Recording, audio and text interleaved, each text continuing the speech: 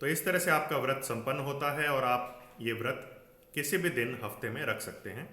अगर आपने किसी हफ्ते सोमवार को रखा हो, बृहस्पतिवार को रखा हो या किसी भी वार को रखा हो, तो ऐसा कोई मैंडेटरी नहीं है, ज़रूरी नहीं है, अवश्यम भावी नहीं है कि आपको अगले हफ्ते जो आप व्रत करेंगे वो उसी वार को ही रखना है। ऐसा कोई ज़रूरी नहीं है। बस जिस भी दिन आप रखें उससे पिछली रात को आप ये कह के 3 बार संकल्प बोल के सोइए खाना खाने के बाद कि आप अगले दिन पितृमुक्ति व्रत करने वाले हैं और उसके जो भी शुभ फल हों उससे आपके पितरों के और निकट के सभी रिश्तेदारों की मुक्ति हो और उनके मुक्ति के सभी मार्ग संपूर्णतः खुल जाएं।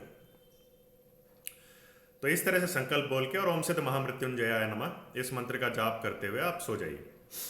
तो इस तरह से आप जब व्रत करेंगे तो पितरों को मुक्ति मिलती है।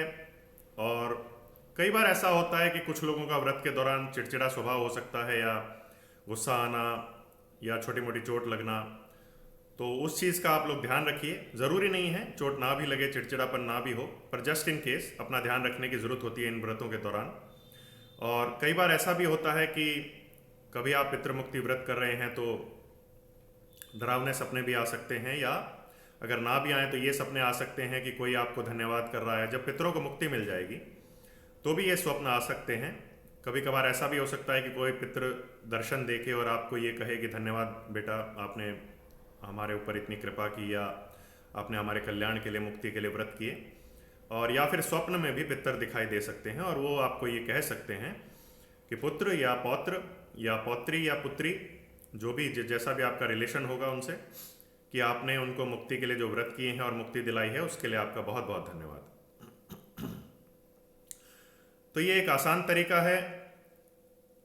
देखिए, और कैसे पता चले कि पितरों को मुक्ति मिल गई है, कि आपके काम बनने लग जाएंगे, घर में क्लेश नहीं होगा, झगड़ा नहीं होगा, बीमारियां नहीं होंगी, चोट इत्यादि नहीं लगेगी, समस्याएं नहीं होंगी, शांति हो जाएगी, मानसिक शांति मिलेगी, शारीरिक शांति मिलेगी, व्यक्ति निरोगी हो जाएगा, परिवार निरोगी होगा, उन्नति होगी, विकास होगा।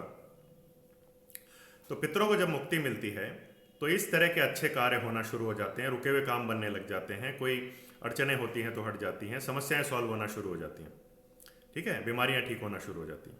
तो आप समझ जाएंगे कि पितरों को मुक्ति मिल गई है। अदरवाइज ये भी होता है कि सपने में या जागते हुए वो साक्षात भी दर्शन दे सकते हैं, इसके भी चांस होते हैं आपका धन्यवाद करने के लिए।